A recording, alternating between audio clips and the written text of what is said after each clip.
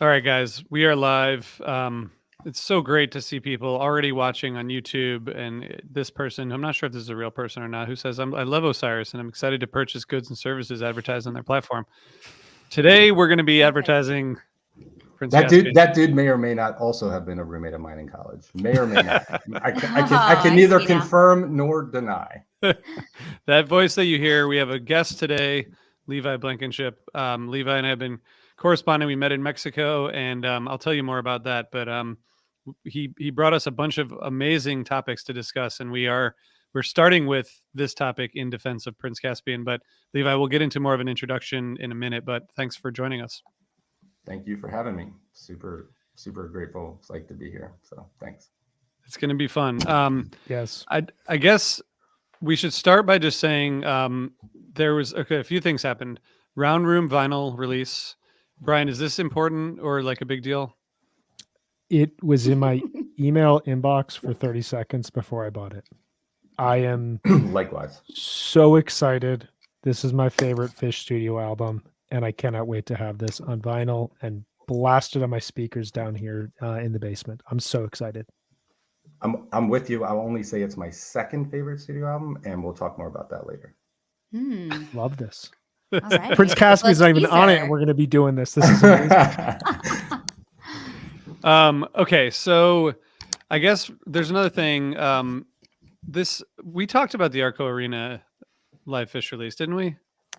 Maybe. I listened. It's fun. It's fine. We certainly alluded to it because I just still don't really get it. But I think it's got like it's got a little more energy in the beginning than I remember when I had the tapes in late '96. But it's still an interesting decision, I think. The recording is very, very nice. I really like beautiful. having Peter Affelbaum in soundboard. I loved the work he did with Tab, and it's really cool to hear him just a couple of years earlier. It's good stuff. The Next Night in Los Angeles should at some point be released as a soundboard. More on that next week, perhaps. Oh, wow. Ooh, wow. Foreshadowing. I was at this show at the Arco Arena and the Next Night in UCLA, and I have zero memories of either show. So the 90s were pretty wild, man. But I like You know what that is, Megan? What?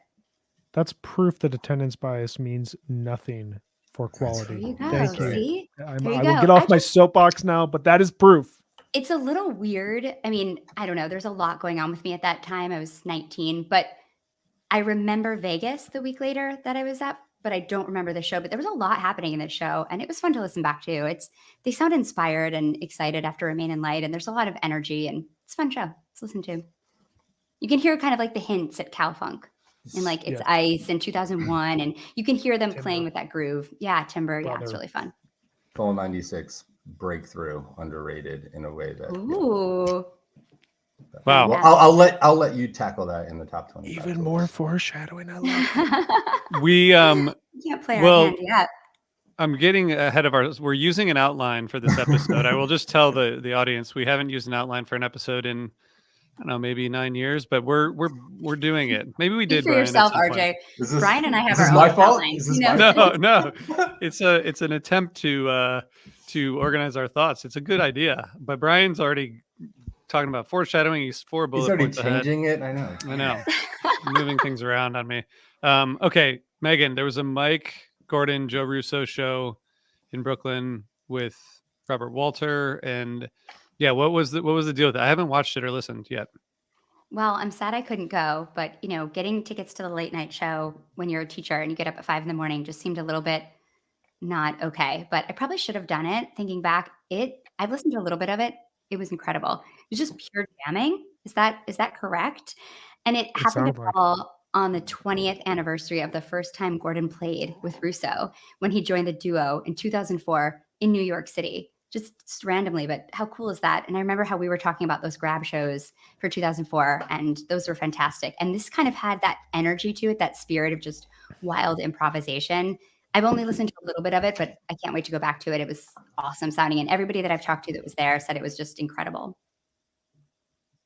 Brian, I got some videos. I got some videos sent from a couple friends who were there, and some internet links to what was going on. The light show was incredible. It was like this wall of colors that would zero in on the band and they would expand and kind of felt like it was like 3D at times. And yeah, it sounded like it was just freeform improvisation, which I'm 100% in favor of. Yeah. That is kind Yes, of please. Let's go. Yeah. Especially Yeah. with I that, will with do that that rhythm anytime. section. Right. Yeah, and we talked about this a lot throughout 2023.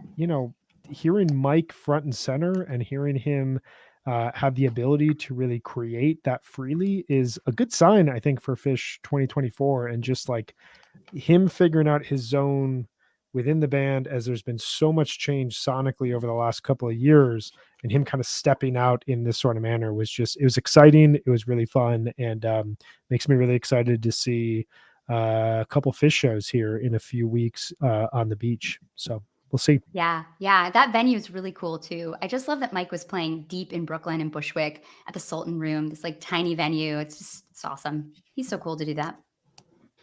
Yeah. I should have gone to that. I should have gone. It was like 10 minutes from my house. It was a big fuck Well, up. next time we should go. We can go to Roberta's first and go there. Yes. Perfect. Makes so much sense. Okay. Guys, next week we're going to kick off our top 25 tours of all time series. You, the people, have voted. We got hundreds and hundreds of votes, and it was really great to just see people participating. We got, and we took everyone's rankings and then we moved them around according to our whims and preferences. And so, what you voted for will be represented in some way, most likely, unless you went in and voted, just to throw us off. But we're going to be kicking it off with number 25 next week, and I don't know what it is because no one's hinted at it, but it's gonna be really good. It's gonna be really good. I tried to break the voting, a la New Year's game head show, and I couldn't break it the way I had intended, so I apologize. We're just looser with our rules in Fish.net. Keep coming in as the number one tour in Fish. Exactly. Yeah, exactly. We're really excited to start the series. Of course, everyone who's been following along over the past year, we had a great time doing the last series, and we're gonna keep it going. We will have more. We will have more ranking draft. I guess we'll call them draft episodes, right? Yeah, Brian, we've got like- another one that's yeah. in the works right now. I came up with another one yesterday that I I sent did to not you respond guys to that. for Yep. pre-approval. That won't be until the end of this upcoming series. That one but gave me like anxiety already. Like it was so big in scope. I Like tried to Brian ignore just keeps enlarging these drafts and they're just so huge, but they're exciting. It's fine. they're exciting. It's gonna be fun. It's gonna be fun. We have one voicemail that I want to share this week, and everyone's been praising Megan for her drafting skills, and I just want to like share one that just gives a little bit of a different perspective, because I feel like no. Megan has had, Megan's had a lot of great Is this great you kudos. building No, just yourself check up this out. via This the is voicemail? just a different Totally. perspective, guys. Okay. Here we go. Hey, this is Jeff, first time, long time. Calling about your draft. That's fucked up. 98 overlooked by all of you. Bookended years with the Island Tour and that New Year's run. You've got funk, space, rock all melting together. You got more Europe. You got that jukebox summer tour, Lemon Wheel, Return of the Dude to Life. You've got naked guys running around on stage. Come on. Definitely And valuable. on the professional note, Sessions at West 54th, David Letterman, California Medicine Concert, Farm Aid.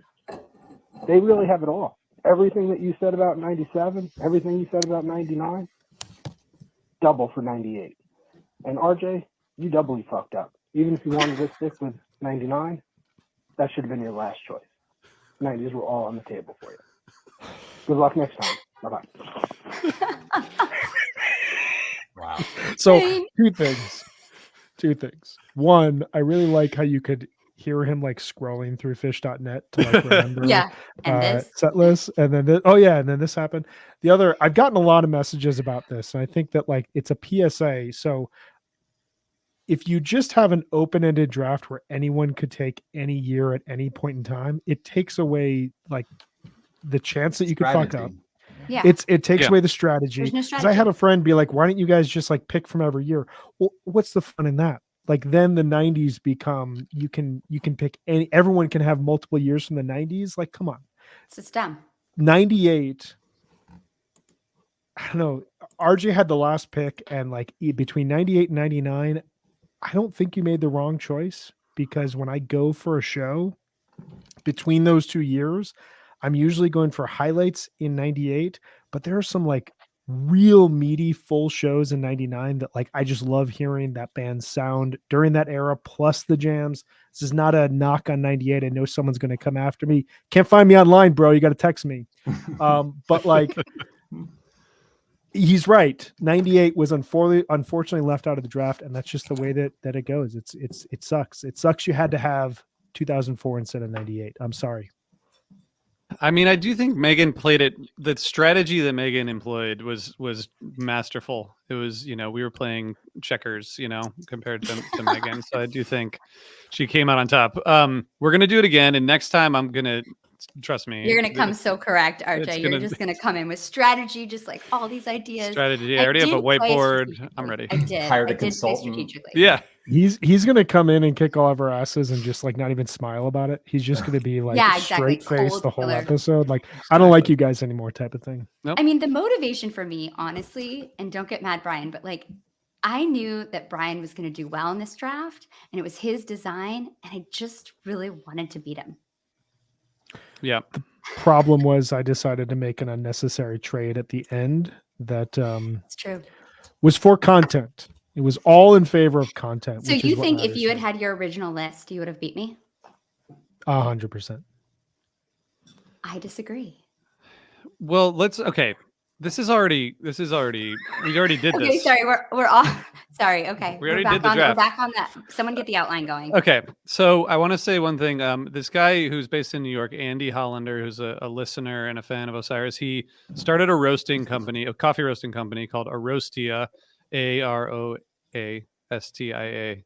and it's arostia.com. And he sent me some coffee, and it's gone already because I went through it fast, and it's really amazing. Fans out there creating cool stuff. You'll probably hear more from him, but check out Arostia. He's like Andy's part of the New York freak scene and part of the fish world, and it's really cool. He's making good coffee already. So nice work, Andy. Okay, Levi, welcome.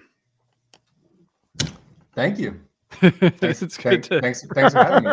good to have you. I will say this is an interesting experience for me, right? Because like I've been listening to you guys talk about fish for a long time, for from the early days of HF Pod, and then the evolution in recent years has been so impressive, and the context within the larger Osiris network, and like I'm just such a big fan of what you're doing, and the content and the conversation that you bring to the community. And so first and foremost, I just want to say thank you guys, like legitimately thank you.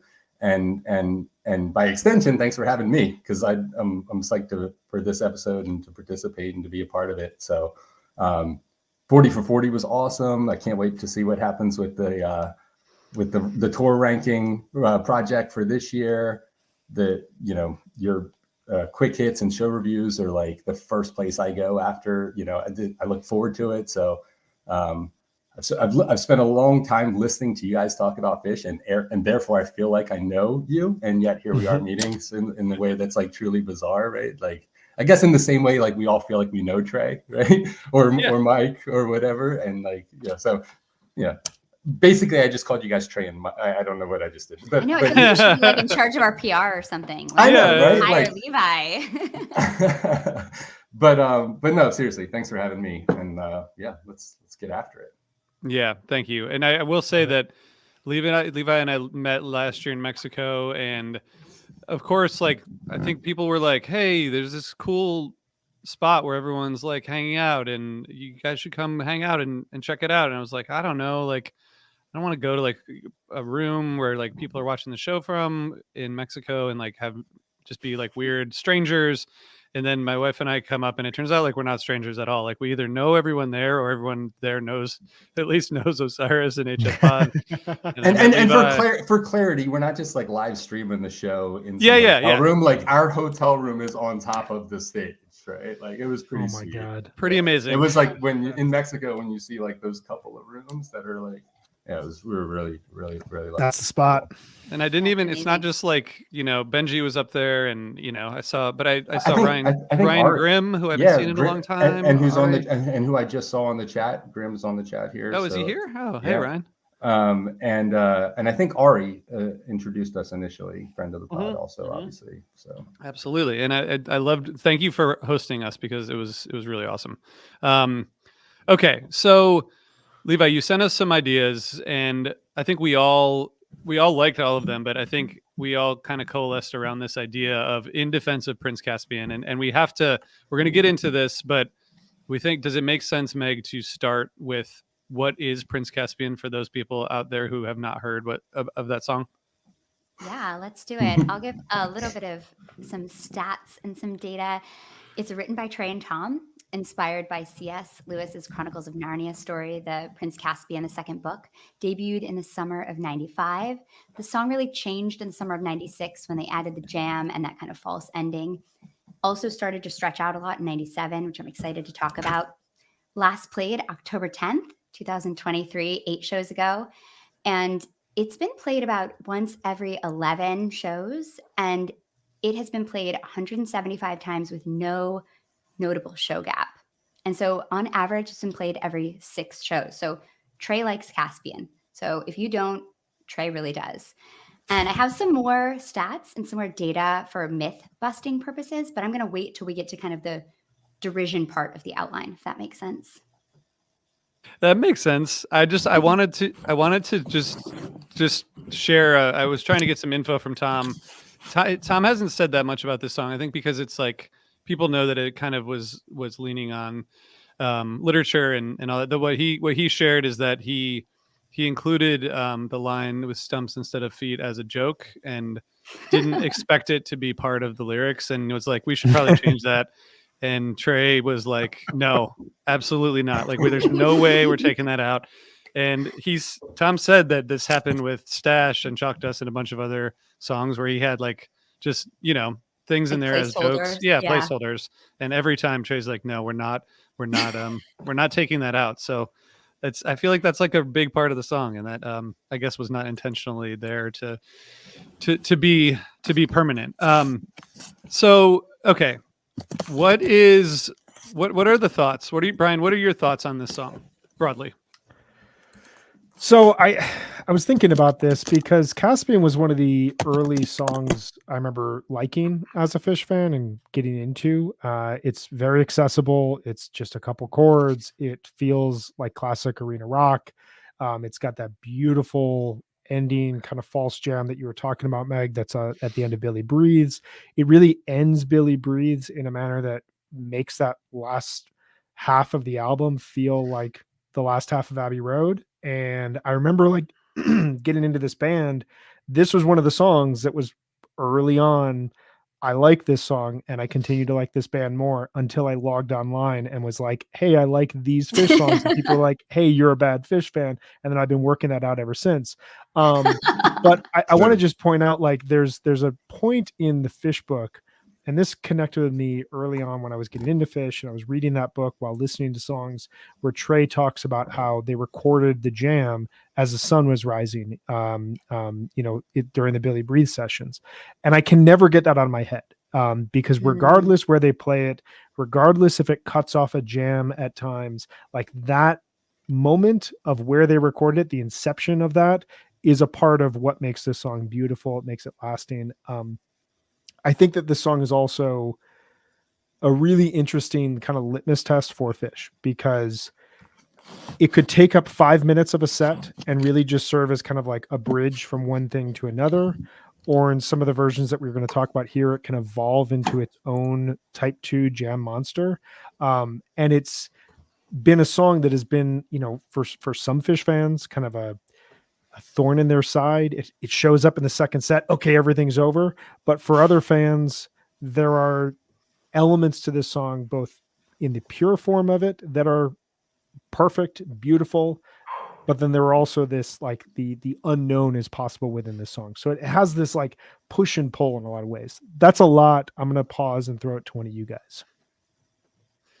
Well, go ahead, Megan.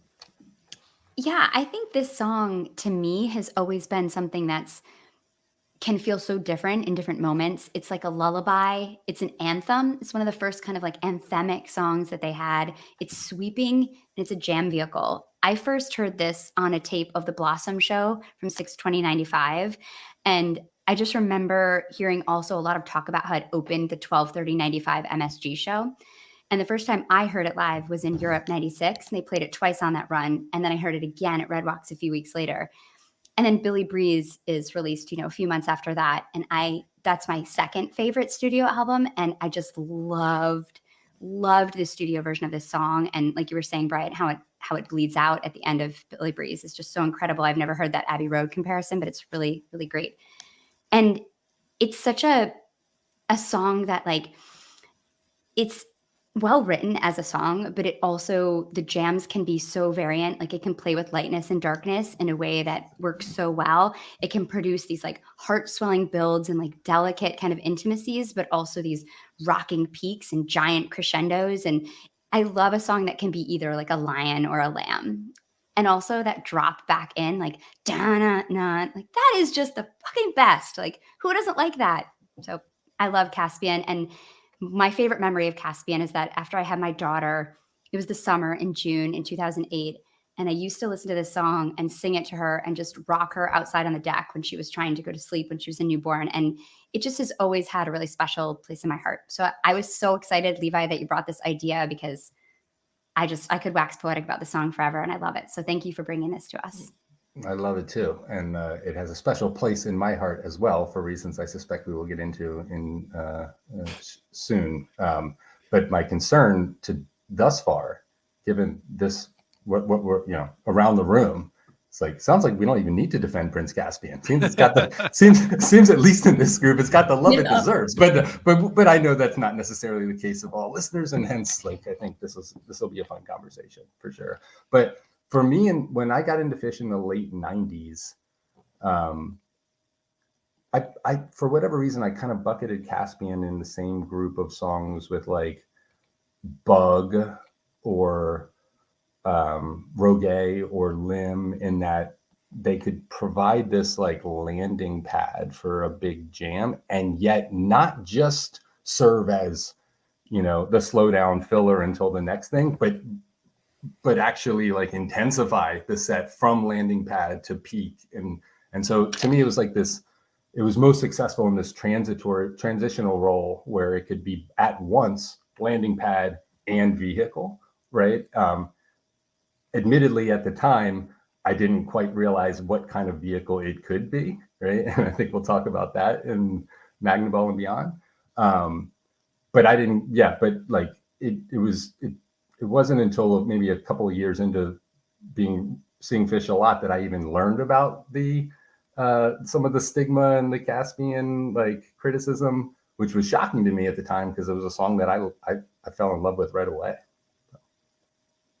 Yeah, I mean, if we were talking about In Defense of Possum, we're having a different conversation here. Or My Soul, right? My Soul, my God, or Roger, or like No, in the 97, like even In Defense of Zero, right, where it was played like every third, like but anyway. Yeah, it's different. It's like, but to me, this song, and when we talk at the end about a couple notable versions that we're gonna recommend or talk about, like I feel like this song, and Megan, thanks for putting together the playlist. That was really great. Which maybe we can post that just for if people want to listen to all the officially released jam charted versions. We have a live Phish playlist. Thanks to Megan.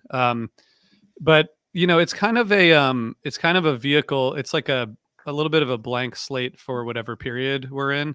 You listen to like a 96 version, it sounds like 96. You listen to like the Island Tour version and it's like a little more drawn out, a little more drony, a little more like, Island Tour Vacation sounding. It's cool to go and listen to this song in the context of different eras, because it kind of reflects those eras and just how they play the song and how they sing it and the jamming or lack of jamming. So it's like I mean, I have no problem with this song, but I think a lot of people do.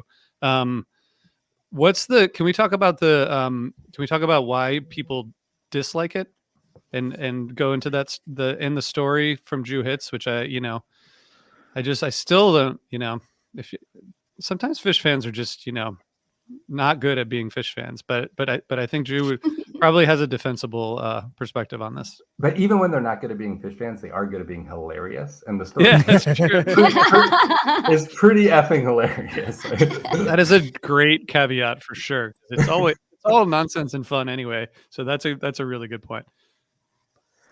I feel like this song, and this is, come from someone who came in after the late 90s, but what I always heard was there was a shift between 95 and 97 where things became a little bit more simple. The jamming became a little bit more straightforward, groove oriented. And this is not an insult. I love Fall 97. We're going to talk about that at some point in the next couple of weeks.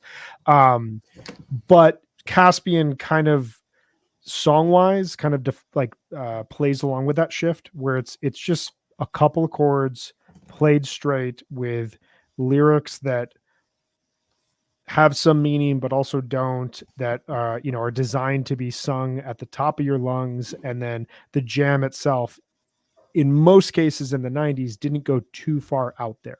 It kind of just built in an arena rock swell, and it builds that break that you were talking about, Meg. That is an arena rock move. Like it plays within the lane, it plays within the lines.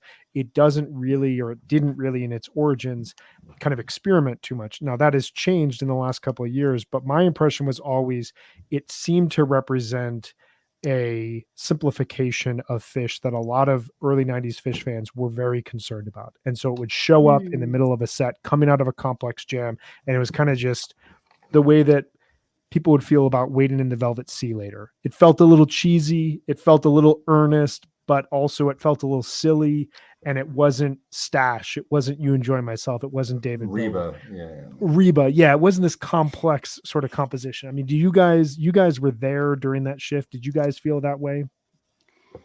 I mean, I think one thing's interesting is that thinking about it not being a jam vehicle is the reason people didn't like it in the 90s is definitely not true, because like most songs didn't jam in the 90s. The frequency of like 20 plus minute jams in the 90s, early to mid 90s, it just wasn't there like it is now.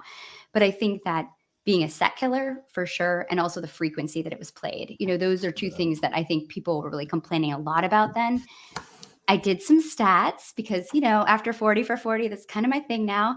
And I was looking at the numbers about it because I think it's a little bit of an unfair thing to say that it was overplayed. It was played a lot, but it was also new. And I think that now we're used to new songs getting played a lot. Like if you look at the most commonly played data, it's all the new songs usually, and it's except for like Chalk Dust Torture, but like everything else is like the new song, and that's kind of what they do. And so they're going to play new songs, and Trey was playing this song a lot, especially when it was new. But in 1995, it debuts in June. There's 189 songs played that year in 81 shows, and Free is played the most at 31 times. Caspian 17. So it's half as much. It's a new song, and that's what happens, right? New songs get played a lot. 96, 167 songs and 70 shows.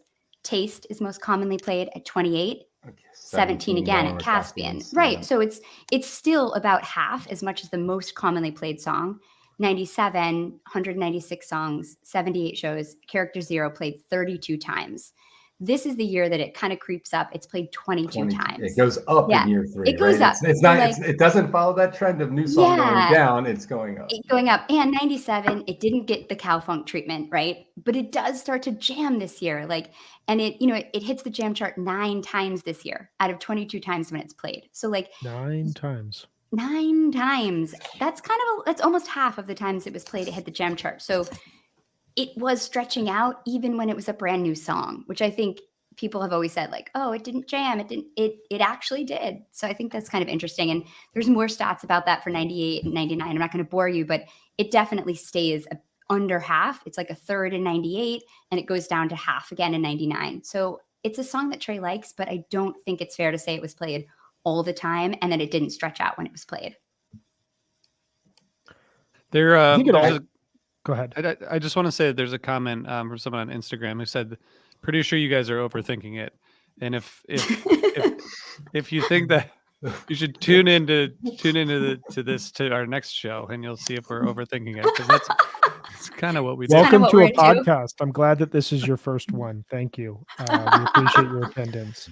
No, I think to your point, Meg, and to your stats, as well as to RJ's point about how it being kind of a chameleon and fitting the Mm. sound, the thing that's interesting is like if you listen to the 95 and 96 versions, those don't really fit the sound of where Fish was at.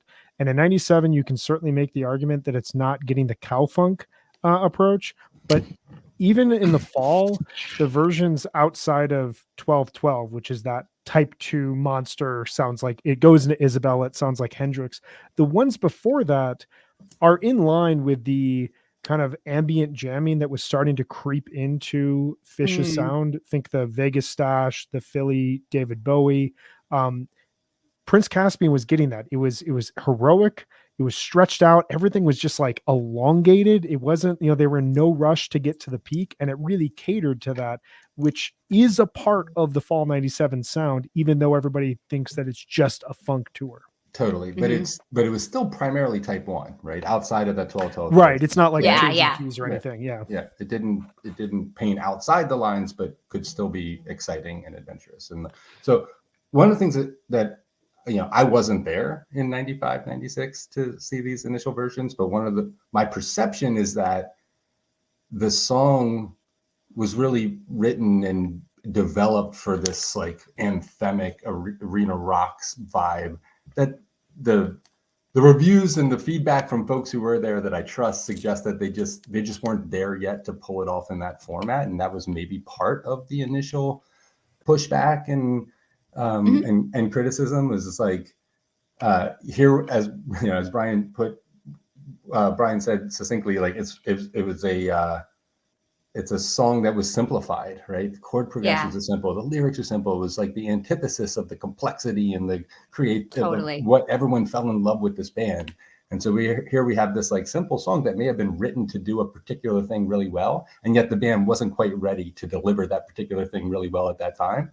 And I can't Or help the fans weren't ready to hear it, right? Yeah, right. One or the other. Yeah, precise. Yeah, for sure. Well, they talk about how they struggled with that in fall 96, and Prince Caspian is played throughout fall 96, but I can't like pull out of my head like real standout versions from that. Either. But like fall 97, to your point, like they're ready to be an arena rock band. Their sound matches the arena. Like those sounds do not match theaters. Like that, the sound that they're playing in 97, 98, 99 needs to fill up a 20,000 person room, and Caspian caters to that in a really cool way.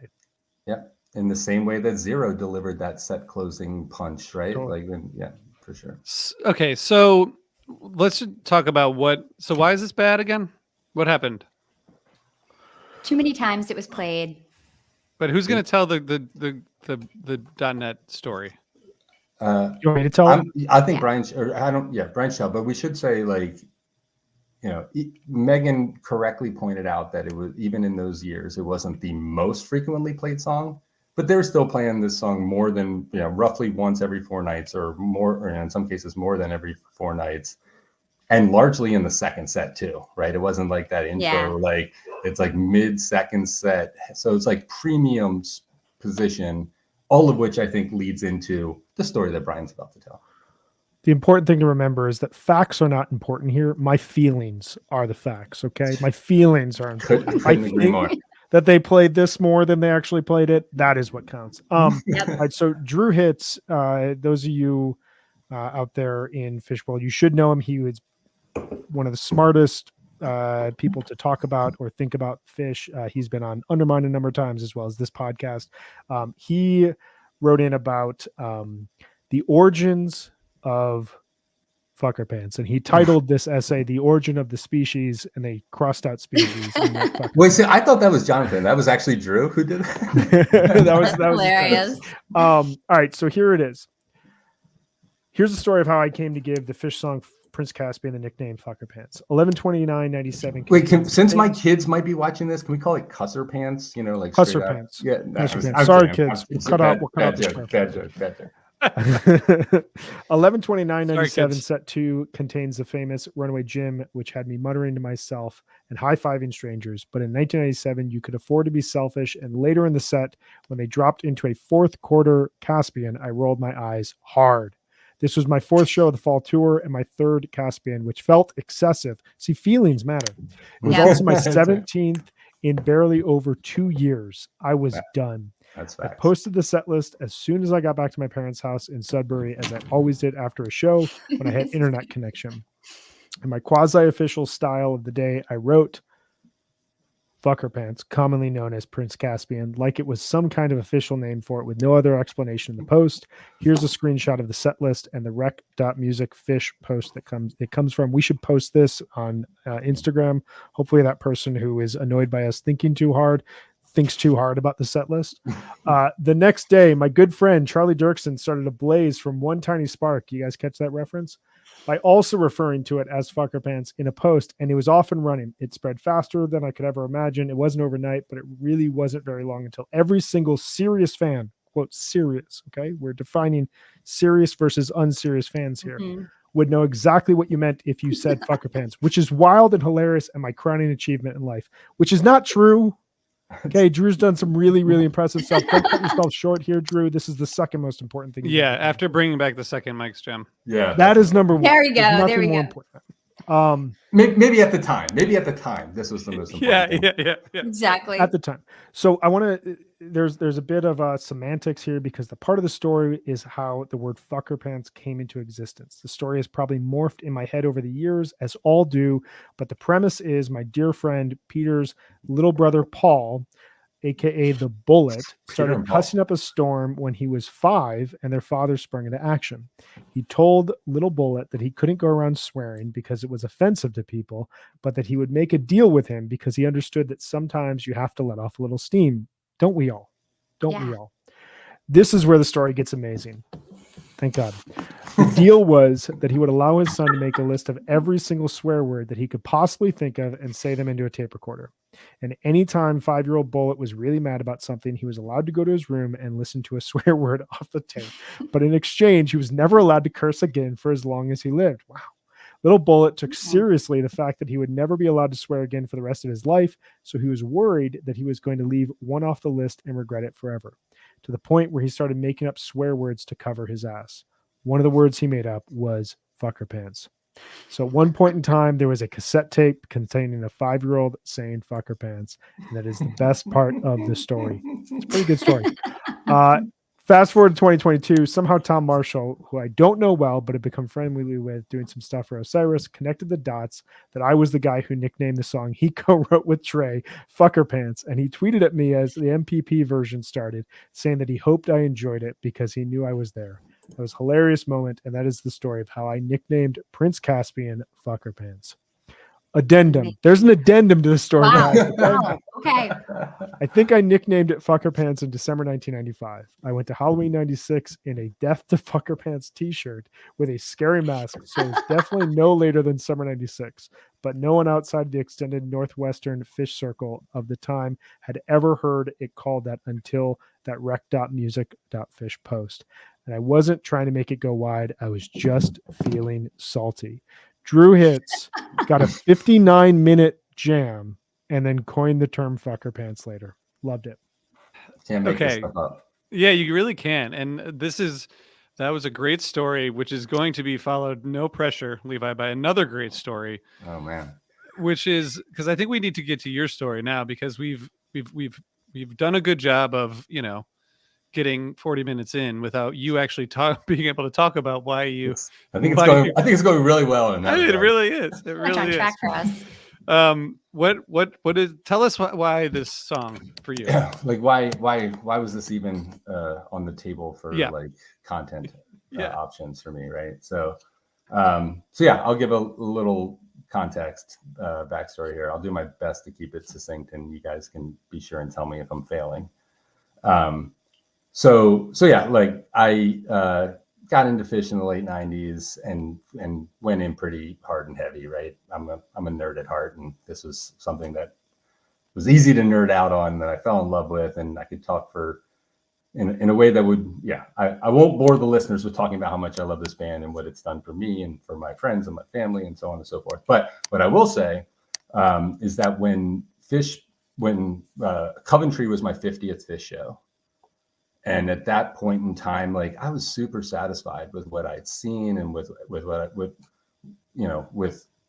everything about the experience. I mean, don't get me wrong, I couldn't have been happier in 2009 when the Hampton shows were announced. But the relevance here is that about a month before Coventry, and then I met my then girlfriend, now wife, Yana, and this was, we got married in 2008. It was kind of a perfect timing for me in that, like, Yana was not a Phish fan. She didn't know anything about this Phish thing. It was like the band was over. It was like I was moving on with the next phase of my life and professionalism and career. And like it didn't come up a whole lot, if I'm going to be perfectly honest, in a way that's like today kind of shocking. And so post marriage, when Phish announced the Hampton shows, and she's like, "Wait, you're going where? You're going to Hampton, Virginia for 4 days?" Like, what the hell's going on? Vacation? What's wrong with you? And Yana, who's probably listening, I don't know. She's actually taking the kids to piano lessons right now, but that wouldn't shock me if she's tuned in. Like the musical overlap was real, right? Her favorite bands were the Talking Heads and Bowie, and like, there was no shortage of overlap, but it just didn't feel like the type of thing that at that point in time, like I needed to explain or articulate. Long story, I'm already doing a really bad job of making this story succinct. But point being that welcome to the pod. I know. I've learned from the best, right? You've taught me well.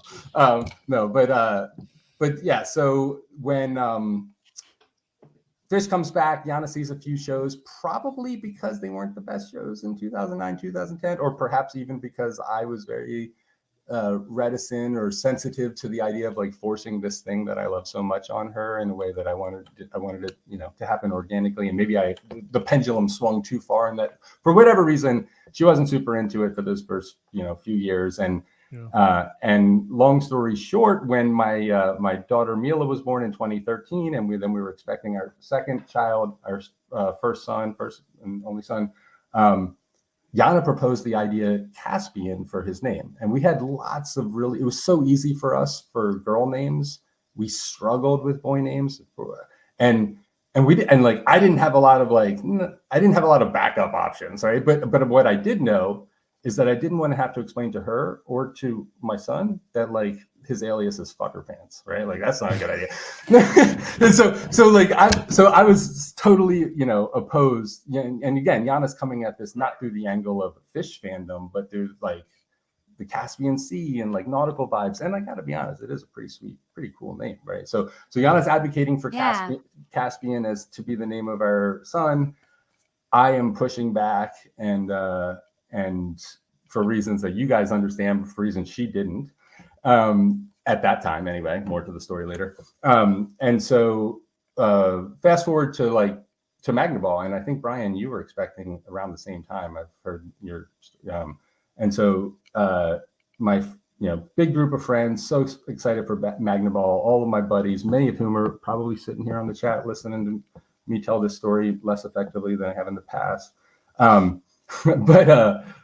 But they all knew this Caspian, name drama. And sure enough, that August 22nd, second set, after what was a really good 46 days and a really, really good tweezer, drops into Caspian, right? And everyone's like giving me the nods and the looks like, hey, is this your son's name? And the rest is history, right? We know what happens. Like words can't describe how magnificent that Caspian was.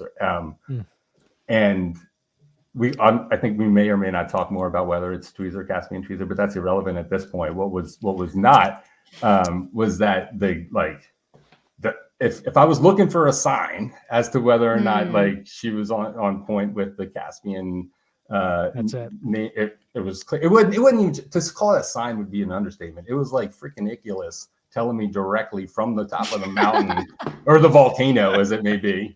It was Iculus demanding that the boy be named Caspian. And so I called her immediately after the set.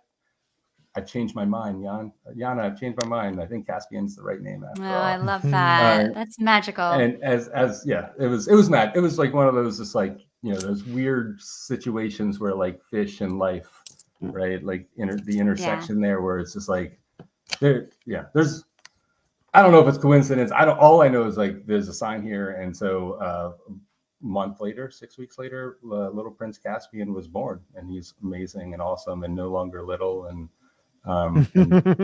probably will be like running in here from piano lessons, making an appearance at some point. But so Talks that's back to you now, and yeah, exactly. He's like, yeah. he's like, that's not the best version of Caspian. But anyway, so that's part A of the story, is like, as a fish fan who was acutely aware of the stigma and the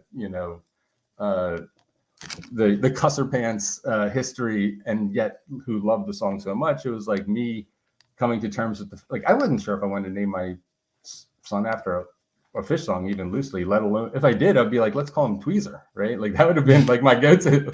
but clearly it was meant to be.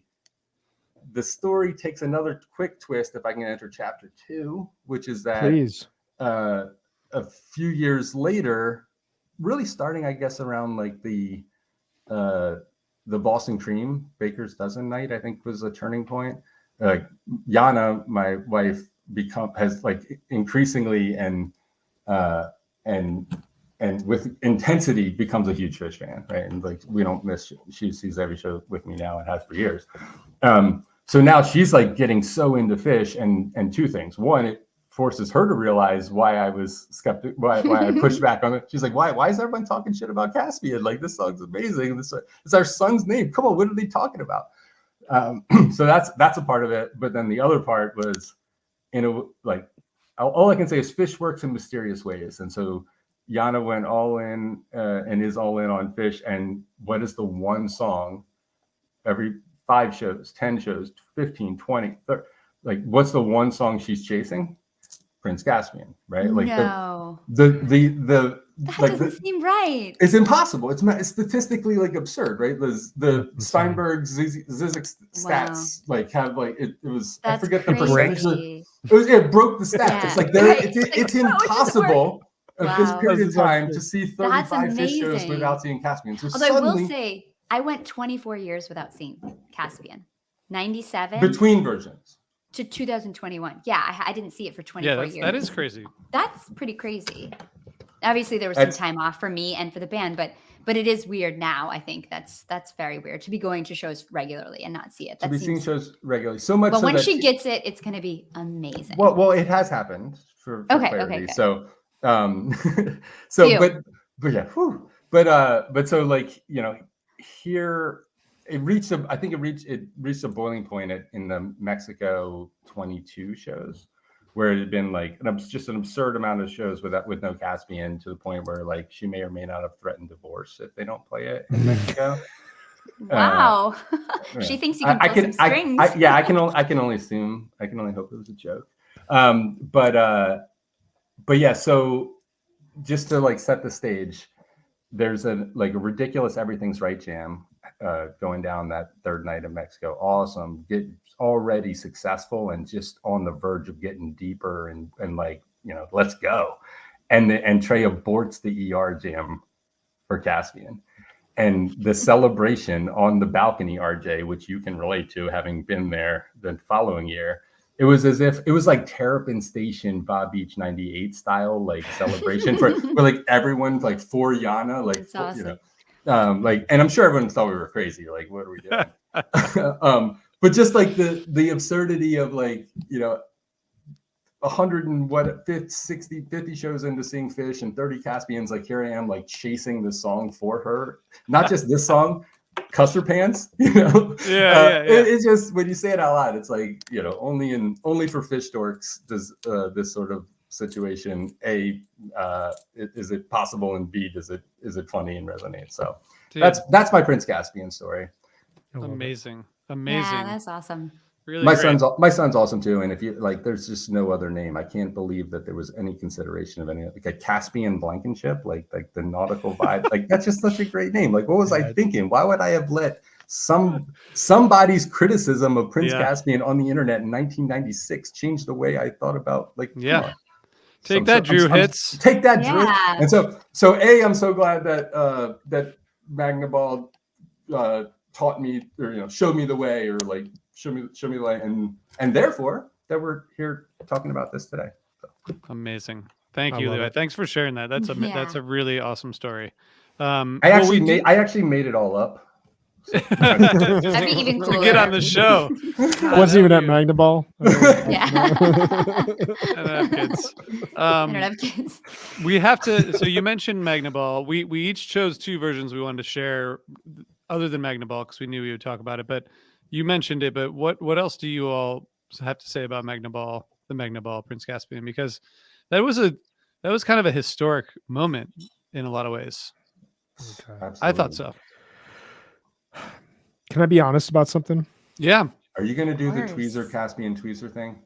No, I'm not one of those people. I actually believe in the truth, and the truth is that it is tweezer into Caspian. Anyone who tells you that tweezer Caspian tweezer is a liar, they're lying to themselves and to everyone around them. I love Prince Caspian. I think I stated early on that I loved it as a fan, but I understood and I was acquainted with the Cusser Pants story and the fact that it could rip chord jams, and I'd seen it happen from time to time. And I remember being in that field and absolutely loving that tweezer. That tweezer is gorgeous. It's deeply underrated. If any tweezer at a festival could be deeply underrated, it's that one because of what comes next, which is probably why people try to tack on tweezer to screw over Caspian and give tweezer another moment. And I remember I was texting with my brother who was not there, which you're not supposed to do at a fish show, but whatever, I was. And he was like, this tweezer is beautiful. He was like, every time the camera like zooms back, like it looks like the sun setting, it just looks gorgeous. I was like, the music is matching the moment perfectly. Like I was so happy that is my zone of music. And then there is no segue. They cut off tweezer and go into Caspian. And I remember texting him and going, I wish that tweezer had kept going, and just like feeling like this is what happens sometimes with Caspian. It's just Trey just barrels in and says, we're playing this right now. Mm-hmm. And then they drop out of Caspian. Fishman's drums are just like,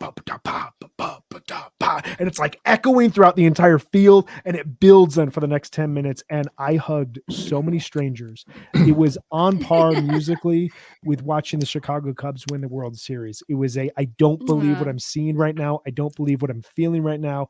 Everybody was losing their minds. It was legendary. I mean, RJ, you were there. You feel the same way?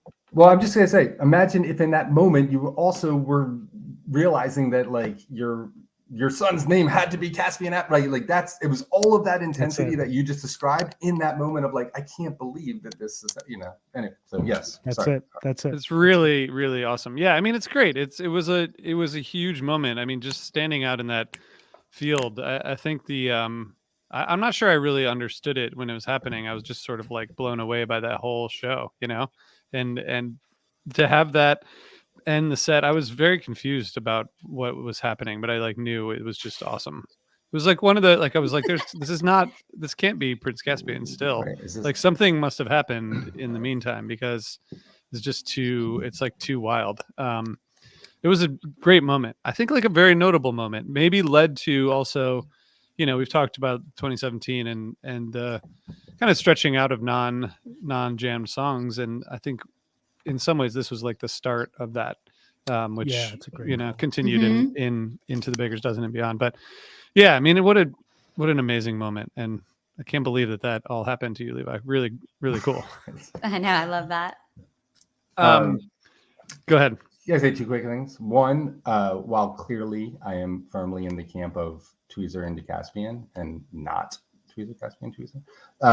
I will say though that the teaser tweeze around the 7.5 minute mark, I think 7.5 to 8 minute mark, to my ears, like really unified and established to the band themselves that like, yes, we're doing this, right? Whereas like the first few minutes, like They That's a good broke point. free of Caspian proper promptly upon the jam, and yet it wasn't even being there for those first couple minutes. I wasn't certain that we're about to get like a crazy type 2 Caspian. It felt like at any point it could fade out into a 0 set closer, right?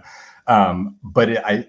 When even still listening back, that tweezer tease really ignites and unifies around like a direction, and from there it's a game on explosion. And like I would argue, I legitimately would argue those to the best peak of 3.0, not like because it wasn't the traditional like build bright light peak, but like this just organic like swelling of energy, and then the mic crazy in the way that the neither the boards or the odds can pick up on, but like the bass notes that Mike drops in that peak, and the way it just shook through the like it can't be captured on recording. You had to feel it, and trust me, it was like you felt it. It was insane. So anyway, yeah, no, it's That's a awesome. good point. And I will say, if you look at the LP on LP vinyl releases that Fish has done, they've done 2 from 3.0. This tweezer and a Caspian, and the Ruby Waves, from Alpine. So I mean, it's interesting. I hadn't thought about that until you said it, but I guess it probably is one of the biggest peaks of 3.0. It's kind of awesome in multiple ways. my biases are obvious, but I'll stand by it. Yeah.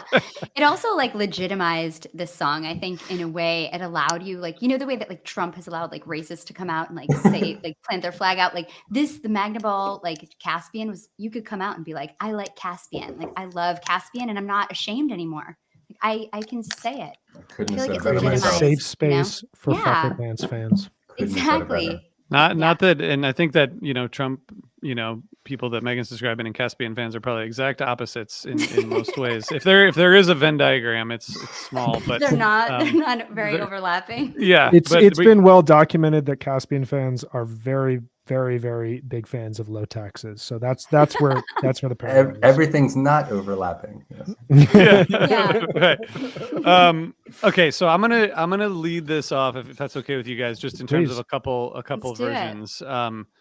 So I went back to the debut, the 6/8/95 debut, which is rough because they don't really know the song and they don't really know what they're doing, but it's the first show of the most important year of their career to date, maybe still, and it's just like amazing to hear them. And like Paige is kind of singing at the wrong parts, and it's just like a little rough. But at the end, Trey says, "We just wrote that one. You guys are the first people to hear it," and it's just like they're starting this huge summer tour, and they decide to just like play this song that clearly wasn't that well rehearsed, and it just like the crowd went nuts, and it's just really cool how the crowd gives them this room to experiment. It's just like a beautiful thing that they're like, here, we just played this song not that well, and everyone went nuts. So that's that. It's an interesting kind of evolution to today. The other one is 4/5/98, which is just like I was saying earlier, like this song like really adapts to whatever the style is, and this version is just perfect for the last night of the island tour. The intro has like a little more effects. The chorus, like Trey's, like just has extra, he's just there. It's so celebratory in the vocals, and then there's like a little jam before the outro, and it just captures the island tour sound in a way that is really cool. And again, Megan, thanks for putting that playlist together, because I listened to, I don't know, like 100 versions of Prince Caspian this week, and I was like, what am I doing? I'm just listening to the same song over and over. And you still and liked it's it, great right? because the way that they like all start in and out, like I was like, is this Yeah. a new version or not? I don't even know at some point. Yeah, and it was when I was putting it together, I was trying to decide if I should do it chronologically, and I decided to do it in reverse just because that's the way I wanted to hear it. But then it was so fascinating, like listening to the song kind of like devolve back to its where it began. But yeah, that Providence version is gorgeous. The ending is so beautiful. It's so delicate and patient. Love it. And the way it flows out of Yamar too, it's awesome. It's really, really good. Who's gonna go next? Levi, why don't you I'm take up. us? Yeah, Give let's us go, give us Levi. your versions. Am I doing this so that we can I can decide if I'm taking 12:30:98 or if you are? You You're are the a guest. first. It's all You you. get first choices. Yeah. Awesome, thanks. So I'll start with 12:30. Actually, no, let's talk more about Magnaball. No, it's good. So yeah, 12:30:98. I'll this version, this show, significant to me for a few reasons. One, I mean, talk about like the beginning of the beginning of history of Trent. This was my first MSG show.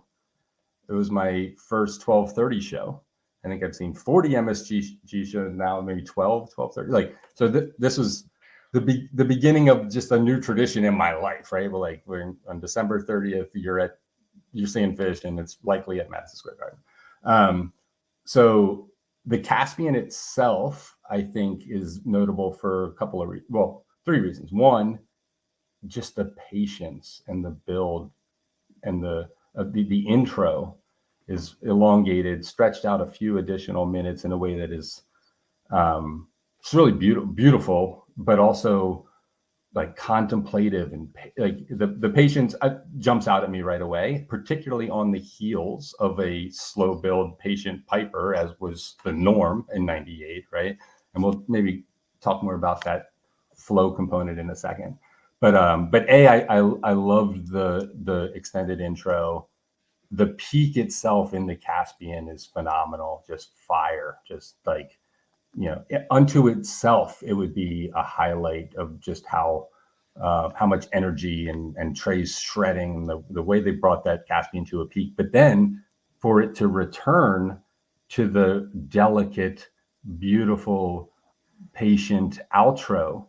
So you've got these like lengthy, extended, minimalistic, beautiful playing on either side of a massive Caspian peak. And so for those reasons, while not type 2 or, in no way did it paint outside the lines of what we expect from Caspian. And yet I feel like it is like the prototypical version of like the slow build, old school slow build, massive peak, and gradual exit.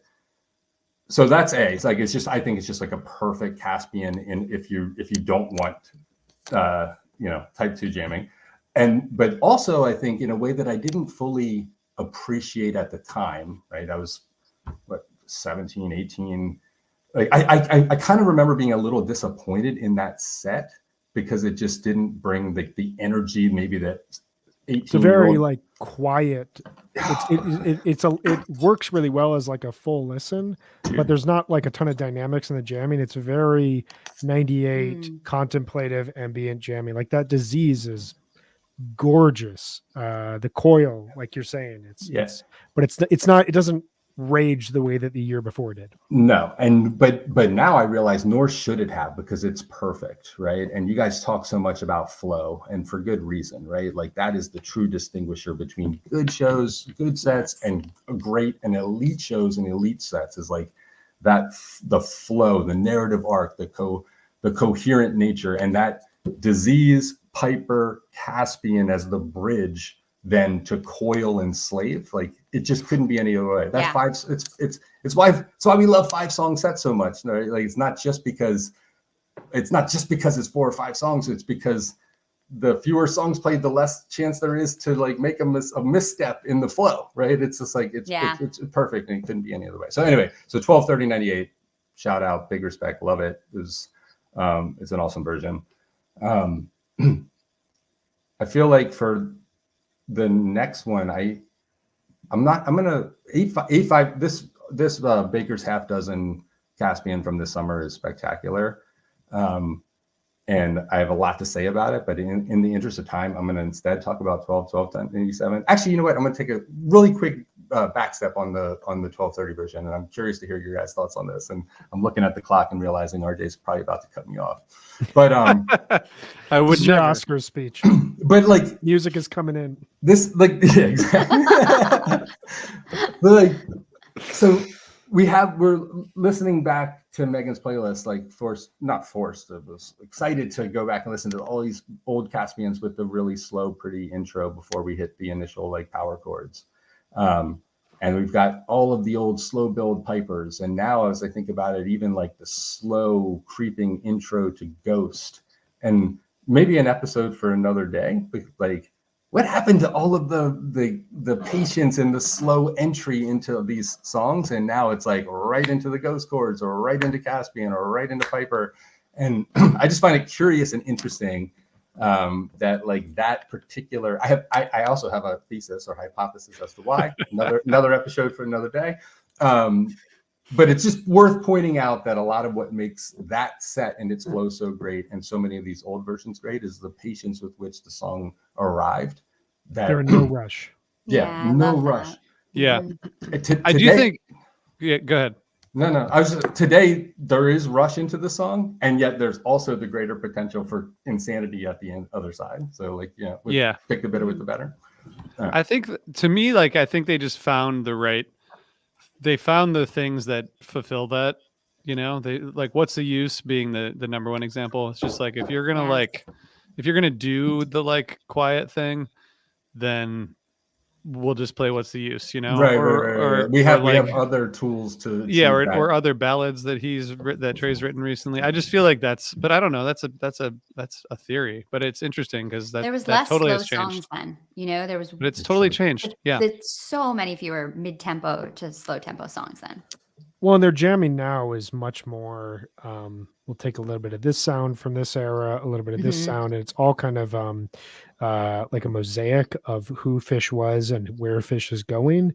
Whereas in 98 and 97 and 99, like the jamming was much more focused around a unified sound that the band was experimenting in at that time. And you kind of reach a point where like, unless you're going to be in one solitary space, you've kind of experimented in all the sounds and styles available from a rock standpoint. So now you just combine those and figure out where the overlap is. And that's where things get really exciting in 3.0 and 4.0. Couldn't agree more. Yeah. Meg, do you want to go with one of yours and we'll kind of go around here twice? Yeah. Well, Levi predicted that this would be my choice, so I guess I'm predictable. But the Pittsburgh 7-19-17, just gorgeous right off the bat. Like you were saying, Levi, I think one of the things that really hit me about listening to all these versions of Caspian in a row was how willing they are to stay after the peak. And I think that this version really pursues beyond the peak. It's so contemplated and patient, so soulful. Mike is just delivering so hard in this version. Paige is on the organ, sultry, it's sublime, and then it just crescendos into that gorgeous peak. And when you hear them come back in after, Trey's like triumphant joy when he starts singing, you can just hear he's so happy, he's smiling. Everybody knows they've been on this awesome journey together, and you can hear it in his voice. And this version, it's fantastic and phenomenal. Yeah. It's phenomenal. It's just, it has everything I want in a jam. And I kind of forgot about it. I think I texted our text change. Yeah. Right? Like, what? You walk up out of this and you're like, mic drop. Like, this is all we need. But I forgot about this version until this exercise, and I just was so happy to listen to it again. And I've listened to it like 3 times this week. It's also, I mean, that's such a great version. It's also similar to the Magnaball version. Like, I don't think that one was as like world altering in the way that the Magnaball version was, where it's like, oh my God, you can do this with Caspian. But that is the last show before the Baker's Dozen. Yeah. And if you think about those 5 shows that lead up to the Baker's Dozen, you get that huge Simple on night 2 in Chicago, huge Carini on night 3. Mr. Completely would come later in the set in Pittsburgh. That Dayton second set, like, you want to talk flow, you want to talk perfection. You actually want to talk about a really slow, sultry intro to Ghost. Oh my God, like the Wombat from that set, like my God, there's a Mountains in the Mist in there. Speaking of like, where does the band find quiet? But that Caspian was this other moment, because that Pittsburgh show is a little uneven, but that Caspian comes in at the end of this first set. There was a little, okay, they're saving stuff for when they get to Madison Square Garden. It was like, to RJ's point earlier about how the Magnaball Caspian felt like oh my God, every song is available to jam. It only reassured that. Like, it only gave you why are they playing Prince Caspian now in this spot? This is so, now I get it. They're jamming and it's just like monumental, like huge version. And then to Levi's point, I think it's like 2 songs later, the second song of the second set, they play Mr. Completely for the first time since summer 2003 and jam that for 20 minutes. And then we'll play that again on Powder Night. Like, this Caspian was a signifier of what's to come. And it was so exciting to hear in the moment. Absolutely. And I think in a way that makes sense in context or in hindsight, because the band themselves were preparing for like how we're going to play 13 straight nights without repeating a song. And we need to rely on a few additional songs, like Completely, but we also need to rely on our ability to improvise and create. And the Caspian was a precursor to that, as we saw countless times throughout the dozen. So. Follow whatever rabbit hole happens. Yeah, for sure. Yeah. Sorry to interrupt. This is a little peek behind the scenes for the viewers. I'll edit this out of the audio version, but I'm being summoned to go deal with dinner for my kids. So I'm going to drop off, but you guys just continue on, and the people listening will not know a thing, and the people watching will be able to see. This is how Levi, the sausage is made. Levi, thank you for doing this. I'll follow up with you. I appreciate it, man. Thanks for having me. Yeah. Good luck. Good luck with dinner. Do not mess this up. I know. Thank you for doing it. All right, guys. I'll see you soon. See you, dude. So I'm gonna go with my first version. So I dove around that like 97 to 99 period in time, because there's some really great versions of Caspian. I think Levi, the way that you talked about the 1230 version, the way that you talked about how and we both, I think, came to a consensus, like, they stay within the lane, but they show you how much paint can get on the board and what you can do even while you're staying within it. Yeah. I came across the 925.99 version, which I had not heard in a long time. And this is not a show that I necessarily would recommend someone seek out immediately and go back and listen to. It's pretty uneven. But this Caspian comes midway through the set, and it really exemplifies what the band could do in 1999, and that was play in this atmospheric droney space. And you get Caspian, little rough in the lyric section. This is kind of a period in Phish's history where the singing was not the most it was not prioritized. It was not prioritized. That's the right way to play it.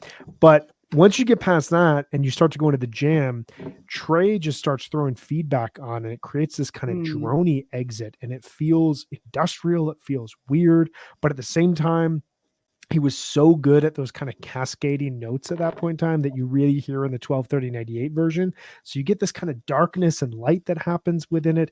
It builds in this very hazy way. It's only like 11 or 12 minutes, but within that confine, like, you're really just getting the sound of 1999 within Caspian. And it really makes me think about, we've talked about the thematic points of this song, but this song does feel the way that it's, the song is titled. It feels as though you're on the sea. It feels as though you're on a boat, just like going through some storm, and then, light appears, and things calm down, and it's really contemplative, and it's really beautiful. Like, this version to me sounds like that. Like, you're actually on the Caspian Sea, rain's pouring down, the wind is howling, and then suddenly there's a break in the storm, and you're like, oh my God, there's no place I'd rather be. So 925.99, again, not a show I would necessarily recommend people go back and like really dig into, but that version was particularly great. Levi, I know that you had mentioned deep cut. I was gonna say this. The crazy thing to me is, like, I don't know that I've heard that version, and so I can't believe I'm saying this out loud, having listened to like 172 versions of Caspian over the last 4 days, or apparently 171, or exactly. But I'll have to check. I'll have to check it out later. There's always more fish. What is your second version, Levi, that you want to champion? Yeah, so I think I'll say that the version from August 5th this summer, first set at MSG, yes, love it. I think it's the most creative or divergent from core. I think it might. There's an argument to be made that it is the most abstract and interesting version of Caspian, even more so than Magnaball and others. And yet, given recency, I suspect most have heard it. And if you haven't, you should go listen to it right now. Or not right now, but 20 minutes or whatever. When the podcast is over. When the podcast is over. And so instead, I'm going to talk about 12/12/97. And this one version is, I think, it's amazing, but also I think it opens up another conversation that sometimes I've heard you all have, that that is something I think about a lot too, which is just like how we think about songs and jams. And so I say this because the 12-12-97 Caspian is an 11-minute version according to the jam charts and Fishnet, and the song that follows it is Jam, and that Jam is another, whatever it is, like 8-9 minutes of just pure insanity, in a way that like the Jam is almost Isabella. It's like that. Yeah. It's like, and then it backs off and goes like quiet and pretty, and then segues back into Isabella. It's awesome, right? It's awesome, and it's like super underrated. No one talks about it. I think in general, the 12-12-97 show is underrated in the with the Bring the Dude the following night. So I get like the Albany, and just in the context of the embarrassment of riches that is Fall 97. So, and so like I've was surprised when I went back and listened to 12-12-97, and I'm like, actually, this is a 19-minute Caspian, and this is the longest Caspian ever played, and it's not treated as such in like the Fish stat lore, because for whatever reason, the post closing chords is a jam and not just Caspian. In the same way, it would be like, my single favorite Fish of all time is Fukuoka 6/14/2000, and that's high in my list too. I've heard you talk about it a lot, Megan. It's just there's no like regular 2-set Fish show like it. Number 3 for me. And the highlight of that show is the jam out of Twist, not the twist, but the jam. And like, to me, that's I don't like when they do that. It's a 34-minute twist. It's not an 18-minute twist into a 16-minute jam. It's a 34-minute. It's like the cross-eyed jam after. You're like, no, it's. That was for licensing reasons. The one thing I will say, just between the two versions, the thing that I don't get about the Albany jam is that there's no ending to the Caspian. Yeah. Whereas there is like a clear, like, twist ends, they fade, and there's a connection. There's a connection, and then the jam comes in. But I'm with you right there. Like, I would put that on a tape as Twist 34 minutes. Yeah. Okay, fair. But I cite the 12-12-97 version, despite putting my plug in for 8/5/23, because I think it deserves greater, acclaim as an 18-minute, as the longest Caspian ever played. Well, I thought Brian was going to pick that because it's really? Did I pick both? I picked both of yours, Brian. No, you're good. I wanted to go as deep as possible. You're made. This is amazing. I also really have to applaud you. You are a podcast pro already, because you had 2 slots and you filled them with 3 jams and probably 4 or 5. So that is you've learned really well. I've got 2 more. He's got 2 more. We're going to share your bonus ones out. Meg, super short. What is your second one, Meg? Well, it's crazy because it's also from 2017, but it's the Baker's Dozen version. I love this version. Just absolutely triumphant jam. You're getting towards the end of the Baker's Dozen and you're just feeling like they've just done this. I love this version because it has that kind of discordant ripping away at the seams feeling. It just feels very dangerous, and just incredible textures, melts into this haunting washes of sound. And then they stay there for 2 minutes, and it just gets super scary. And it's got those eerie textures and that distorted singing about sucking on a lemon, and it's creepy. It sounds like they're going to go into catapult. Like, it's awesome. And I love this version, and I loved it then, and I love it now. And it's fun to listen to that and thinking about the 12-12-97, because that one gets so weird and creepy. And here's another version that does that as well too.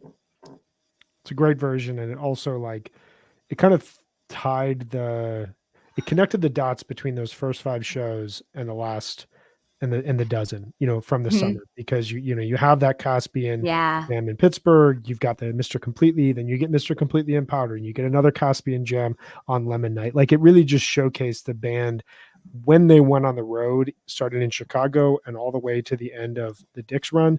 And I would even argue the MSG shows, like those 17, is it 17?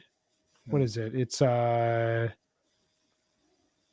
no, it's like 25 17. Shows, whatever, 20, including MSG, whatever.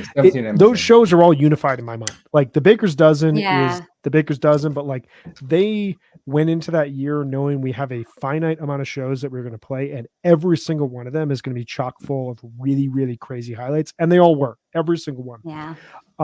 That's an amazing version. My So I'm gonna be very predictable as well, and I'm gonna go with a Dick's 2012 pick because I have to, and it's a have version I to. don't necessarily hear a lot of people talk about. This is 9/1/2012. This was the first Type 2 version of 3.0, and I want to be honest again because I believe in honesty. So this was the second song of the second set. They opened the second set with Golden Age, and if you recall, the early period of Golden Age's history was a quasi jam vehicle that never broke out of Golden Age. It was not until Hampton 2013 that we got a full, like, oh my God, we are expanding beyond what this song is capable of. And now we're entering a new territory with this song. And so the version from Dick's Night 2, and this is coming the night after the Fuck Your Face show, which is a monumental night. I remember walking into that show expecting to be disappointed. Because how do you top How that? can Where they? do you go from here? Yeah. And they opened the night 2 with Run Like an Antelope, Tweezer into or Run Like an Antelope, Numberline, Tweezer, Fluffhead, I think is how it went to open the show. So like they were coming to play again. They're like, And then they play like a slightly formulaic second quarter, end the first set, whatever. Tons and tons of fun. They come out for the second set, and it was kind of this like moment of truth. Is this run going to elevate where the band is at this point in time? Or are we just like, we got this amazing show on Friday and everything after that has been good? They come out, they play this Golden Age. It's a good version. Definitely recommend people checking it out, but they definitely rip chord to Prince Caspian. And I will never forget the groan that I uttered, because it was the same thing as Magnaball. It's like, we were there and we just decided to throw Caspian in here. This is why we're doing an In Defense of Caspian, because this song toys with our emotions. This version immediately exits Caspian, Nuts. similar to the Magnaball version, but they're not as confident or powerful yet. They're still discovering what they can do at this point in time.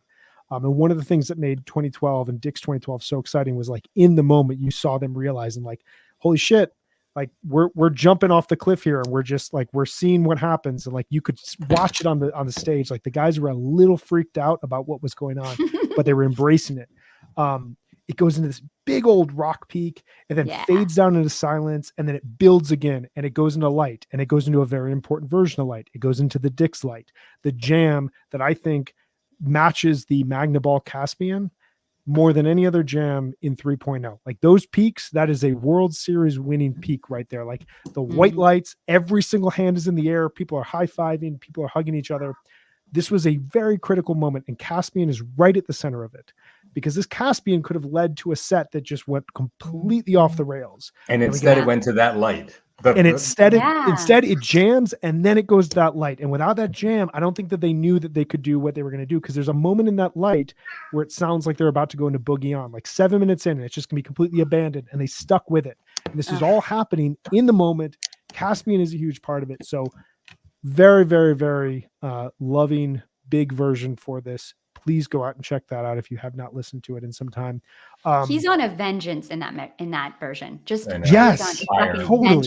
He is just like, he is driving out of that ambient space. Like he's just like, he's on a mission. It's so exciting to listen to that version. And there were so many moments like that from that weekend, and that like having that Caspian be a part of it. Yeah, I mean, if you're like if you're ranking those jams from that weekend, it's not in the top 5, but like it's an embarrassment of riches that whole weekend in terms of the way the band was playing. So I know we've all shared 2. Let's go rapid fire here. Everyone's got one more, I know, because I can look at the doc here. Meg, what's one more you got? I mean, I'm just going to say 2, Ventura 98 just has to get a shout out, because it does. It's just one of the most beautiful versions that there is, and that has to be said. And I would say probably my next version that we didn't get to talk about yet, I'd say probably 123098 from MSG. Just great. Oh, wait, you talked about that one already. I'm going to say the Alpharetta from 71423. Just absolutely beautiful. Great version. Soaring, beautiful Type 1 peaks. And that's one thing I love about Caspian, is that it doesn't have to go Type 2 to be amazing. Nope. It can be gorgeous when locked in.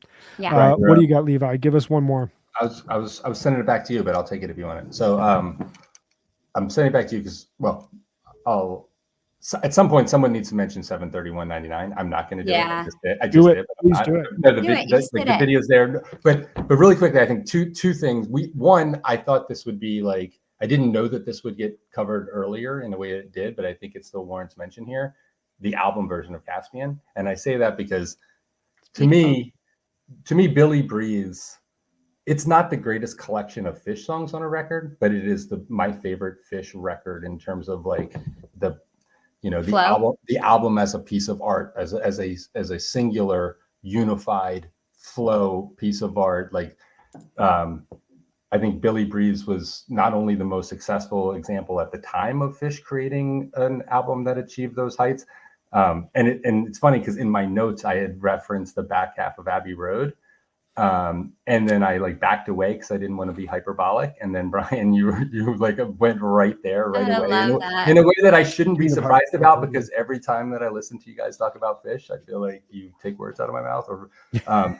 And so, yeah, I think the back half of Billy Breeze, particularly Bliss, Billy Breeze, Swept Away, Steep Caspian, is like perfection. And Fish has never achieved 20 minutes in the studio like that.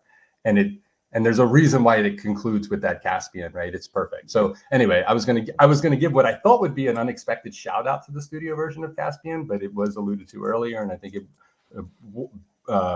warrants repeating. And then the other version I want to mention quickly, other than 731.99 in Japan, go check it out on YouTube if you haven't seen it. John Fishman is a machine. Is in reference to what I think is the single greatest Fish Dead collaboration of all time. And so the Warfield, the Phil and Friends 99 shows, if I had one pick to go back in time and see shows that I wasn't at and yet realistically could have made happen, probably it would be those shows. And I find it significant and interesting that in the course of the planning and preparation and practicing for those shows, I'm sure that there was a list of songs that Trey and Paige brought to the table. The Wolfman's makes sense, with the Disease with Phil playing the mic, like makes sense. Chalk Dust, but I think it's not insignificant that Caspian was selected as one of the songs to make that transition, and to hear like Bertha, Caspian into was it Saint Stephen, right? It's like Caspian into Saint Stephen, and that Caspian jam. Go back if you haven't heard it. Go back and listen. It is like if in your mind you picture like the majesty of Fish jamming and what the Dead can do, and you combine them, and like it is a perfect example of like Fish, Dead, Offspring, and this Caspian jam with Trey in many ways taking a backseat to Kim up. Anyway, I'll stop, but yeah, I wanted to just make sure that everyone was aware that Fish, Phil and Friends, Caspian for $16.99 is awesome. Second night, yeah. Awesome. Yeah, it's an amazing version. My last one I'll say quickly is so we've talked about the importance of the Magnaball Caspian. Not only did it give us the sense that any Fish song could be jammed, it also led to this kind of rebirth in what Caspian became. And there were two versions in particular, both Mexico 2016 and Mexico 2017.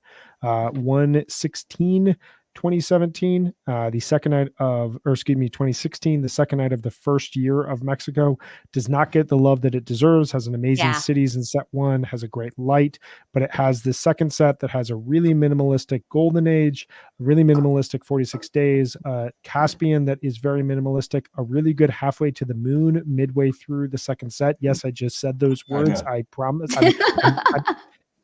Don't take my word for it. Go and listen. That whole second set actually really rules, even though it looks very strange on paper. But the next year, the first night, 113-17, this show gets zero love as far as I can tell.